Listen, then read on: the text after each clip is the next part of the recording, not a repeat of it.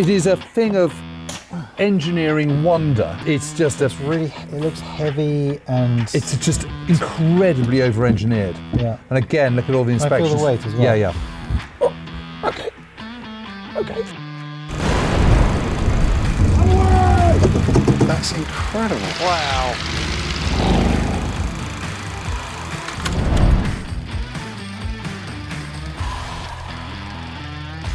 So yes, we have come to Wiltshire, like I said before, and A different location, though. different location. An unusual location.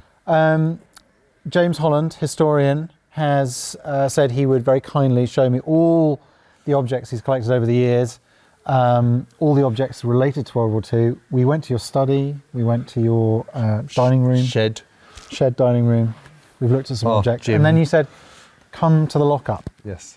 What Jim meant was, come to the lockups. Lockups. In deepest rural... And the tractor Wiltshire. Graveyard. In the tractor graveyard, and here we are. Not quite sure what I'm expecting to find, but let's... Do you want to open up? Yeah, well, let's do... First things first. Let's deal with something that's got 4 wheels. I mean, I'm not quite sure what to expect. There she is. Oh my God. American heavy metal at its best. Okay. This is a 1941 Chevrolet AK pickup. Used by... Well, they developed them in different... They adapted them into a kind of more militarised truck. This is basically a pre-war civilian truck, which has been militarised for use by the US Navy. It's extraordinary. Yeah. Yeah, a naval air squadron. So it comes in this grey. But basically it would have been a civilian truck, but they just hadn't sort of adapted them. So these did come over to Europe, though, and they were used a lot. These slightly bigger trucks, they were used as ambulances. I mean, I've got footage of the British using these in Burma. Wow. Literally exactly the same, pretty much. And it's a flatbed with a nice pickup, so we can use it to demonstrate stuff, Ben. Absolutely. What did they use them for in the Navy? Just to run around. Just to run around. Yeah, you know, I mean, it's a truck with, you know, a flatbed and, you know, what would you ever use a truck for? Carrying stuff, stores. Yeah. Stuff. In your case, carrying your stuff around. Yeah, exactly. Really? But what the key thing is, I haven't really started this up since January, and now we're in March. Here's hoping. Do you need me to put these runners out? No, it should be all right on the way out. On the way back in, it's quite useful. Okay.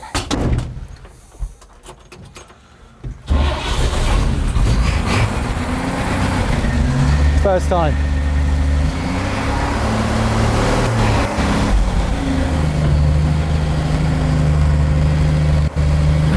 Woo!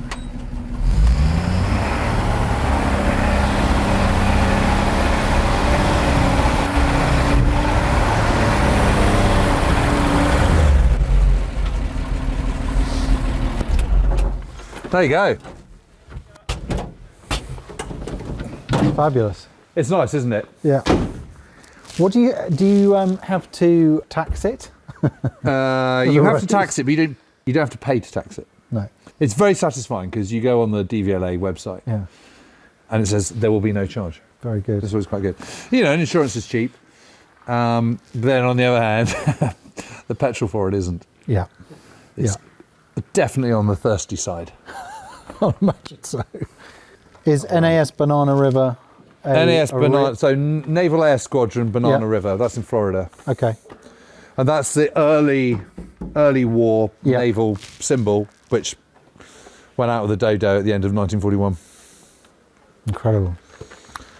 And it's very nice. It's very easy to drive. So it's a crash gearbox, so you have to sort of double declutch and everything, but it's incredibly light. It's really not. It's not a big drama. Very simple cockpit. You should come and have a look. Come and have a look in. Yeah. It's lovely. Don't look too much at the mouldy roof. No. Wow. It's very simple. I've put the radio in, but to be honest, you can't really hear anything. And I thought this was quite a good solution to the floor. Cause, I mean, it just has a metal floor, but it's just a dog. It's just a dog rug. A dog rug, yeah. Exactly. And it's got, you know, all the tools one could possibly want. My dad used to say Just slam it. he'd have to bring out on a very frosty morning with his first car. I think he had an Austin, some sort of Austin. He'd have to bring out half a potato. Over what? Oh, is that what you do? Yeah. That's the old man's trick.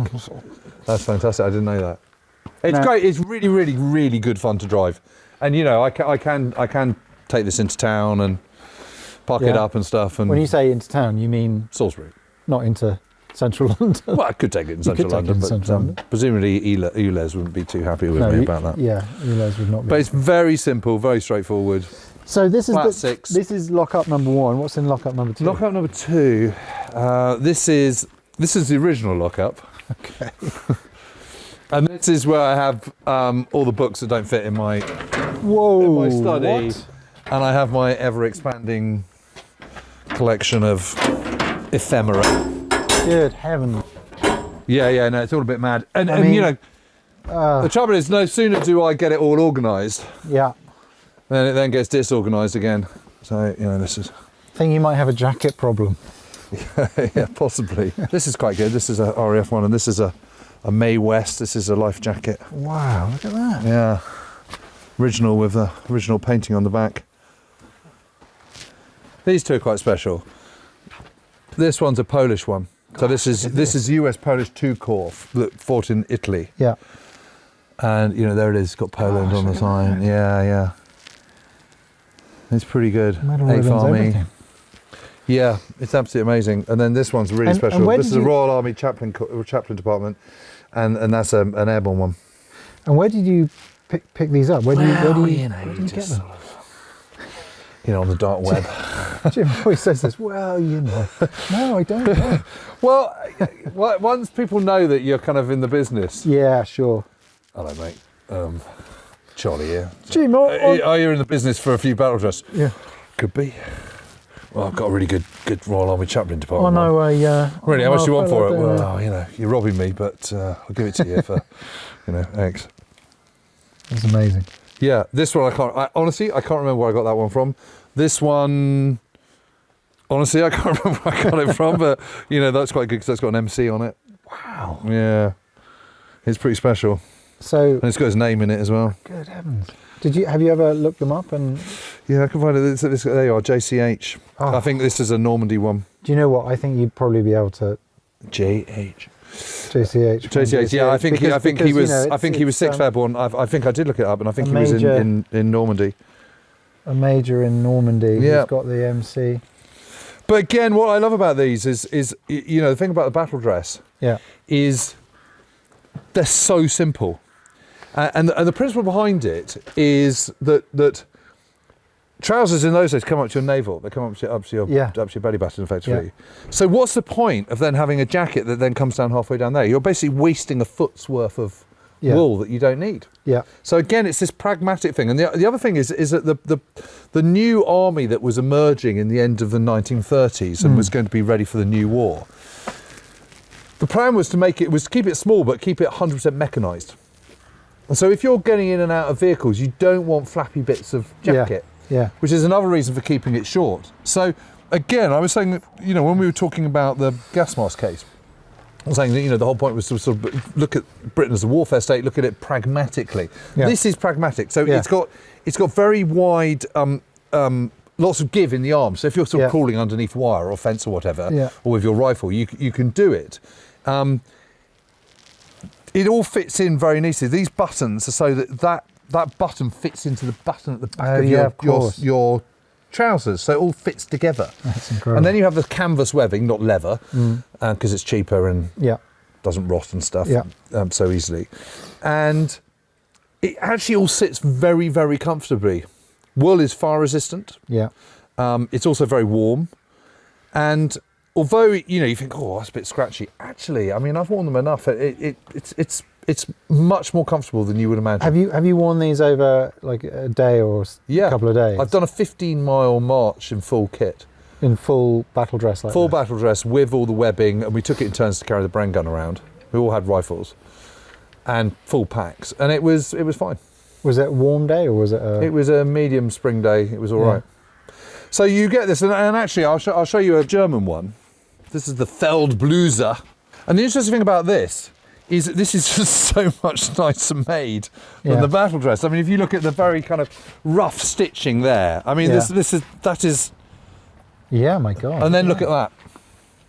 Yeah, that's really. You know, there's absolutely no comparison. And it comes down to your, even though they've still got high-waisted trousers, this comes down to here, and it's got all these pockets and stuff. And a really, really interesting thing. So one of the things that's just fascinating is you can get Whitaker's almanacs, and it tells you all sorts of pointless statistics. So in 1939, the Germans had 24.5 million pigs in Germany and 4.5 million sheep, whereas the UK had 24.5 million sheep and 4.5 million pigs. The difference between that is that pigs compete with humans for foodstuffs. You know, pigs need to be on low ground and they eat grass, or, you know, you could otherwise furrow for wheat or oats or whatever. Whereas sheep, you can chuck them on Mount Snowdon. They're quite happy, or in the Lake District. You can't use that land for anything else. So Britain has got access to wool. It's also got Australia and New Zealand and all the rest of it. Whereas Germany doesn't really have access to wool that much. And yet it's making very, very overly woolen outfits. And the other thing is, you can see it's got all the pleats and all the rest of it, and it's got these buttons. These buttons here on these, they're just super cheap. They're just stamped out. You can just make them by the millions. Someone has designed that. You can see. You know, you can see it. It's like a little sort of thimble head. And they have that on absolutely everything. And you can see this is for, so you can adjust your belt. So what you would have is you'd have a little metal hook that would come out, and you'd rest your belt into that little hook. And that is so that you can have different options. It's even this has got buttons on there, so you can roll up the sleeves. Amazing. I mean, the attention to detail. And if you look at the back of that, I mean, look at that. That's been compared to that. There's absolutely no comparison. So clearly, this is a much more expensive item from a country which doesn't have access to wool in the same way that Britain does. Again, does that play into the whole? This is not going to, you know, we're just going to be doing this for 6 months tops. Yes, and what this is about, this is actually very similar to a jacket that they would have worn at the end of the 19th century. And what this is doing is, what the Nazis are saying is, we're harking back to the First Reich and the time of Prussian military excellence, but with our own twist. So the eagle's head, for example, the imperial eagle, is turning to the right rather than to the left as it was in the First Reich times. It's the same, but it's sort of subtly different. And you can tell this guy's an artilleryman because the piping is red, so infantry is white, for example. And it's just a much more complicated piece of equipment, a bit of clothing. Did the clothing get any less? Yeah, well, I can show you a reproduction one. When they suddenly realised they needed a budget. This is the cheaper model later on. Now, this is a reproduction. This is an infantry one, so it's not an original. But as you can see, there's a huge amount of difference. They've really, really done some big savings here. They've taken out the pleats and they've made that straight. That's their concession. So this is a reproduction on what it would have. This is the M43. This is the cheaper model. And as you can see, it's almost no difference whatsoever. They just can't help themselves. They've just got to make really good stuff. And it extends to absolutely everything. And of course, it's one of the reasons why they lose war. They're just spending too much money on the wrong things. It's just fascinating. And again, and then if you look at the, was anybody putting their hand up and going, do you think maybe we should stop?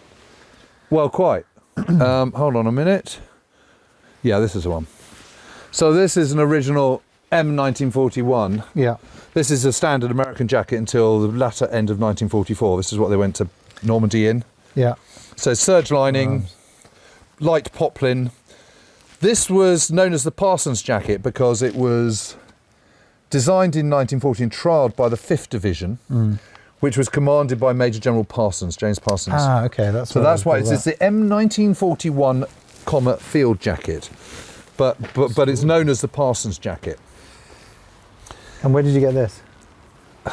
Do you want to see? I can't remember. I can't really recall. I don't recall. But anyway, it's an original one, which is nice. Yeah. Although it's obviously knackered. But the interesting thing about this was when they were designing it, they realised that they were going to have to massively, rapidly expand the army. They suddenly went from kind of 189,000 in September 1939, which put it about 19th in the world in terms of between Portugal and Uruguay, in terms of size, to 1 million by, I don't know, end of 1940 and 4 million by April 1942. So it was a rapid expansion. That meant you were going to have to draft people. You know, this is the idea of the draft, and that you're going to effectively have conscription. So that means you're going to have a largely civilian army. So the civilian army, you know, they're not militarized. America, a bit like Britain, becomes a warfare state, but it's not a military state. Yeah. So you want people to feel comfortable, but you also want them to have practical clothing. So again, they've got this huge extra room at the back, which means you can lift your sleeves up really easily. So that's been thought for. It was also they also sought the advice of the Esquire fashion desk, and there's some and there's some very, very funny surviving literature from the letters that are going back between the War Department, General Parsons, and the Esquire fashion desk. And the Esquire fashion desk are sort of going, well, we really like it, but, you know, we'd like a couple more pleats in the back. And, you know, we're thinking maybe, you know, you could sort of slightly alter the collar and all the rest of it. And Parsons is going, well, you know, I have huge respect for the views of the good folk on the fashion desk at Esquire magazine. But nonetheless, my soldiers are here to be, you know, they're out in the field, they're to be soldiers, not really worry about this being a fashion parade. But this design is based on a pre-war civilian wind cheater. Right. And it looks it. You've just pulled these two ominous-looking boxes out. I'm guessing, I mean, I can see some of the writing on the top, but I'm guessing it's weaponry. I'm guessing they're... Yes. What kind of weaponry are we talking? We're talking light machine guns here. Okay. And this is a sort of... What qualifies as a light machine gun? Just something that you can carry around basically very easily. So you would typically have this, we talked earlier on about sections, groups, squads. Yeah. You know, so an American squad is 10, a German grouper is 10, a British section is 10.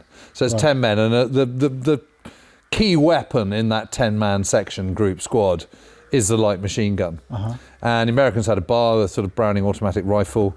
The Germans, the early part of the war, had the MG34, right, and then later the MG42, and the British and Canadians had the Bren Gun, and they all doing the same sort of thing, but they're different weapons, and they're bringing different things to bear, basically because of their design, rate of fire, and all the rest of it. The key thing with machine guns is basically they have an actual rate of fire, which is how many bullets can be fired, you know, per minute. And there is a practical rate of fire, which is what realistically they're firing per minute.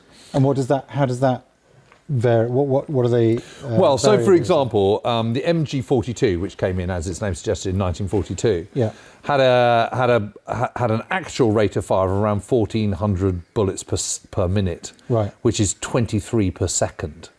It's an incredible rate of fire. I mean, okay. That's just insane. Whereas a Bren gun is sort of, you know, 500, 600 rounds per minute. But the practical rate of fire is both the MG42 and the Bren gun is about 120. Right. Because what you would do with an MG42, for example, you go a little burst at a time. Yeah. You wouldn't do more than that. And it's the same with this. You go, you know, well, the Bren gun has a fixed magazine, whereas the MG34 and 42 are belt fed. Belt fed meaning they've got a. You have a rounds of sort of 200, 250, and you're just feeding it in. Okay. Whereas the Bren gun has got a magazine. Top loaded magazine. Yeah, exactly. Of nominally kind of, I think it's 32, but you wouldn't put more than 28 bullets in. Are you telling me that you've got machine guns in here? Yes. I mean, they don't still work. Yeah. And actually, this is, I mean, what makes these particularly unusual is that they are coming in their original boxes. Okay. It's very unusual to get a light machine gun. So they would have been delivered to the army in these boxes? Yeah. Okay. Exactly these boxes. Right. So this is a bit like, this feels a little bit like we're doing a deal out the back of your truck. Yeah. I've got something that might interest you, Ben. So this is the Bren gun. Oh my goodness, look at that. Yeah, it's very good. Oh, there you go. Crikey. There you go. You got the magazine at the end. You know, just one magazine. Wow. So the magazine is a sort of a help and a hindrance, So we can see. and this fixes into position. Yeah. It's gas cooled. What does that mean? What it And means where it's does got the is that the gas is coming in here and it's just cooling. Because the problem is that you've got is every bullet that comes out has got a little explosive charge. That's creating a huge amount of heat. Yeah. You know, when you're firing at kind of 500, 600 rounds a minute, that's a lot. You know, that's a lot coming through, and so it quickly overheats very quickly. So you don't grab the barrel. Well, yeah, so you can pick it up because obviously wood doesn't carry heat as much as metal does. So you can just pick it up. Yeah. You're not going to burn your hands on the barrel. This barrel is good for 250,000 rounds, no problem at all. Okay. You know, it's a hell of a lot. Yeah. Before it needs to be changed. So who was making these? Why did they decide to go? Why did the government decide to go with this? Yeah, they have them. They developed them in the 1930s. The original, the basic design for the breech and how it works, and the basic design of the light machine gun is developed in a place in Czechoslovakia called Brunn. Wow. And it is then developed by the Enfield company. So you get BR from Brunn, and you get EN from Enfield, and that's why it's called the Bren. Oh. So it's adapted. It is unique to the British. Ah, I didn't know. But yeah, and you see it's got the stamp there, and basically what you do is you pull this out. That covers it. Yeah. You push that back into there. That protects it. Then you press a button here. That turns, except it doesn't because it's got stiff and jammed. But there's a little button in here. Yeah. You pull that. That switches around, and that enables you to pull out the barrel out and replace it. So it is actually, I mean, it's not easy to do right now, but it normally is very easy to do. So again, it's very, you can see it's very, it's just very simple machinery. It's very simple machinery, and you know, this gets out and you pull this back, and then, you know, like that. It's like super straightforward. Now what you don't get is you don't get a huge amount of weight of fire. Right. That you get from the German machine guns, which are higher. Remind me what the rate of fire is. Sort of between 500 and 600 rounds a minute. Okay. But the advantage of having the magazine is it forces you to stop and change magazine, which then allows it to cool down. Right. So, which is why it can just, you know, this can just keep going forever. Right. You know, it's incredibly accurate. And so accuracy, and the troops found it It's good very weapon. easy. You know, I mean, you can spray it around and stuff, and you can also you can adapt it so that it's got a tripod, Yeah. you know, a big stand, so you can use it as a light anti-aircraft gun. You can fix it on the back of a Jeep or a Bren carrier or whatever. You know, you can use it in multiple different ways, but you're not plastering a place with lead. You know, that's the shortfall of it. Okay. But it's very accurate. But you know, how much do you need accuracy? It's very solid, it's very dependable, it's not going to jam very often. If you look after it, it'll look after you. And it can just do what you need it to do very, very effectively. Which is why they keep going with this basically until the 1980s. So the LMG is a version of this. In a section they have one of per section. these, one per section. Everyone's trained on it, so they know, you know, if they lose that guy, someone can step in and replace them. But training on it is not, you know. No, I mean, it's you can see. it's just how can you pull it to pieces, basically, is the training on it. Yeah. It's very, very straightforward, and it's practical because you can just go like this and you can pick it up and you know, you can, you know, run off with it, take it back, and it doesn't matter how hot it is. These go back really neatly. Yeah. You know, you can shoot from the hip if you need to. Yeah. And people did. So it's incredibly versatile for something that's actually bringing you quite a lot of firepower. Yeah. So I'm guessing in this box you have the German. So in this one, yes, I've got the. Well, let's just put this down for a minute. So in this one, I've got an early modern. I've got an early model machine gun. This is the MG34. Oh my goodness! And these things. The other thing, incidentally, they take about 50 man-hours to make. Yeah. This takes 150. What? This, incidentally, is a spare barrel in here. Oh, okay. Again, coming with its incredibly complicated case. Yeah. I mean, you know, they never knowingly do something cheaply. If you don't have to, is basically. There you are. Goodness me, look at that. Yeah, with yet more inspection stamps on it. Yeah. Because it's got one section there, one there, one there, one there. I'm just gonna. I mean, it is a thing of engineering wonder. That's incredible. Isn't it? And this is a. And can you see that stamp there? Okay, so see the little, can you see the little wings and the? Yeah. And that tells you where it's made, and these are different. That's Actually, two. just move this into the light so that the That's camera can two do that. separate inspection stamps. Yeah. That's an These are all inspection stamps. So this is an original. So this is a 1, 2, 3, 4, 5, 6, 7, 8, 9 inspection stamps just on that barrel. Wow. And you would say probably one's enough. Yeah. So this takes 150 man-hours to make. Crikey. This machine gun. It is a thing of engineering wonder. Okay, but Comes in the original box. yeah. So here's the stock. Just open out so you can see, so the camera can see. Here's the stock. And this fits in like clicks into place. Yeah. Then you've got the bipod here. Again, this is all original parts of the original stand. It's a I'm bit guessing cleaning kit. no, I don't think that is. No, that's a grenade. So then to keep that in place, then you put that Yeah. down. Yeah. You can put this together like that. Yeah. But this is the engineering kit that comes with it, and again it's just ridiculous. Close it up. Wow. Look at that. Yeah, it's absolutely So remind me. amazing. So this is belt fed. So you'd have the It's belt you'd have fed. to Yep. So it comes in here. Open the breech, put Yep. the rounds, the belt of rounds across it. I mean, look at that. Yep. That is incredible. It's absolutely incredible. Where would they would sit in here? Yep. And then you put this, then you fit it, and then you shove it back slide down that again. down, cock it. Yep. Pull it back. Oh, it's got a bit stuck. Yeah, it used to work this. I don't know, it's got stuck over the years. Yeah, but Yeah. you pull that back. Yeah. Again, look at all the different, there's a safety switch there. God, it's really. It's just It's really. It looks heavy and. it's just incredibly over-engineered. Yeah. And again, look at all the I inspections. feel the weight as well. Yeah. Okay. But it is amazing. So you've got an inspection stamp on that. Yeah. Got an inspection stamp there. You've got an inspection stamp there, and on the barrels on the inside. It's absolutely nuts. It's absolutely, completely nuts. That's the mechanism to get it undone. So Those come you out. twist this. They Yeah. pop out.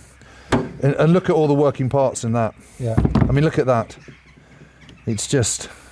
Yeah. That's. It's a thing of extraordinary. it is a thing of absolute wonder, and to have a look at these parts, and you look at this and Yeah.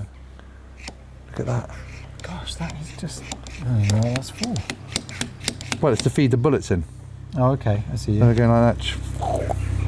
Out they come. Wow. Yeah, and look at this on here. It's just it is an amazing bit of machinery. Deadly, Yeah.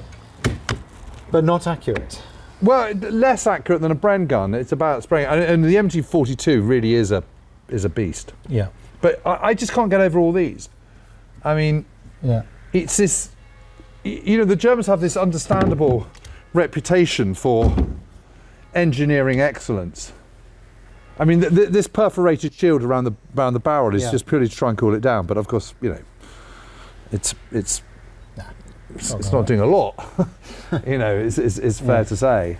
And everything has got, whether it's this or whether it's this, it's just the attention to detail, the different component parts in it. There's so many, it's so complicated. And of course, if you're using it, you don't give a damn about that.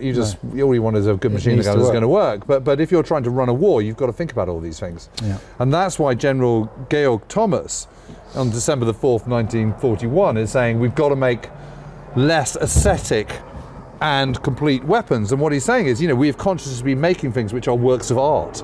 Yeah. And what we need to do is mass produce and make stuff that's really, really easy and straightforward to manufacture. And the MG42 is an attempt to do that. There's much more stamped metal and less machined metal. Yeah. What we mean by machined metal is you've got a big solid piece of metal and you're boring out with a drill the holes and all the rest of it, whereas sheet metal is you're just stamping it on. Yeah. It's thinner, it's sort of hammered around into a certain shape in a different way. Well, So you're using sheet metal rather than solid metal. And the wastage of metal on this is just unbelievable. Yeah. And in the German archives, there's lists of how much these weigh, how much metal they require to create the finished product, how many man hours they are, how much they cost per weapon. I mean, it is astronomical. Yeah. It's equivalent of £1,000 to make this in 1940. So whatever that is with inflation.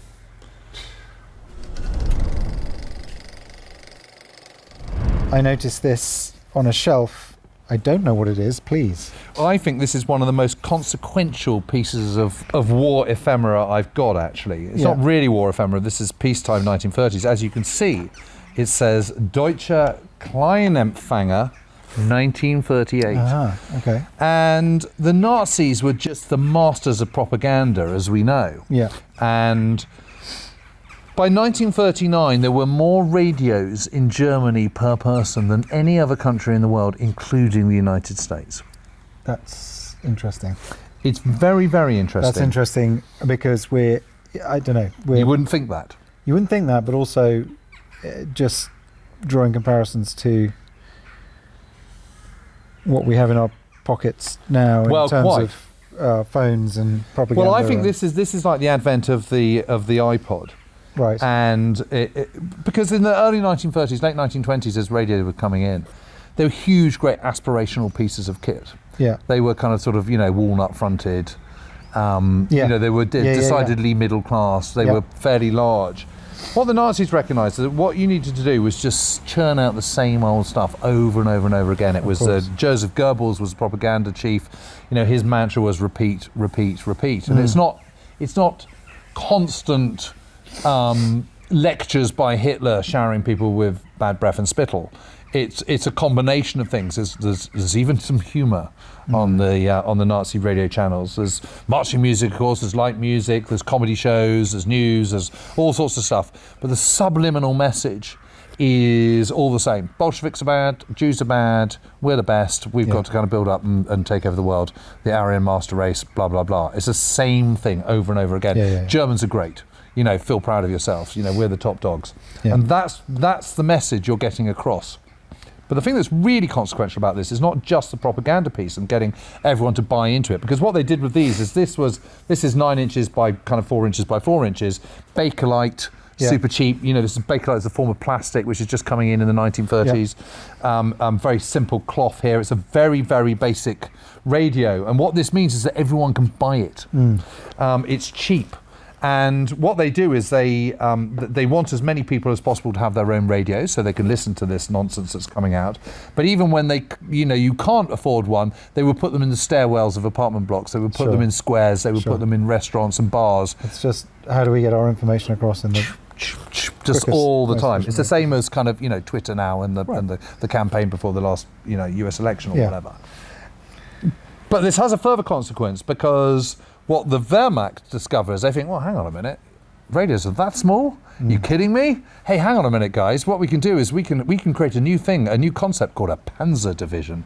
And a Panzer Division can be an all-arms unit with half-tracks and trucks with lorried infantry and motorised artillery and groovy BMW motorbikes with sidecars and panzers, tanks. Yeah. And they can all connect to one another by a radio.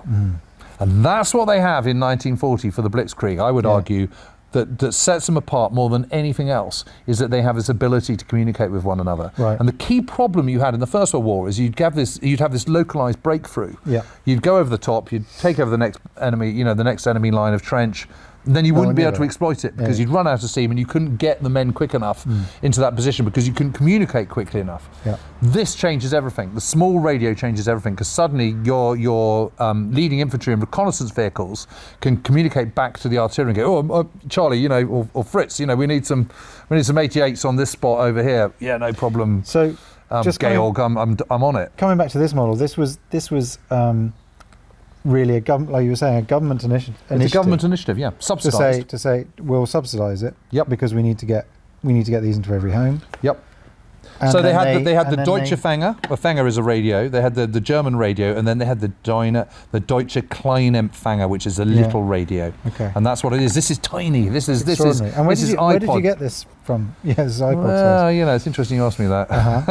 I bought this one on eBay because I became obsessed with this whole thing about radios and the fact they were using it. I thought it was just so interesting. And again, you know, Whitaker's Almanac is the source of all this information and tells you how many radios there are. And you think, what? That's just nuts. Yeah. So I suddenly thought, well, actually, what does it look like? What does it feel like? I'm quite into, as you probably realise, I've realised the kind of experiential side of it. Yeah, I think it is important to know what it looks like, know what it feels like, to be able to touch it. I mean, you know, we have these different senses, don't we? We have eyes so that we can read and all the rest of it and see things, but you want to smell, you want to feel the weight in your hands and touch it and all the rest of it. And look, there you are. You can see it's a state-funded thing because there is the swastika and the eagle. Yeah, it's extraordinary.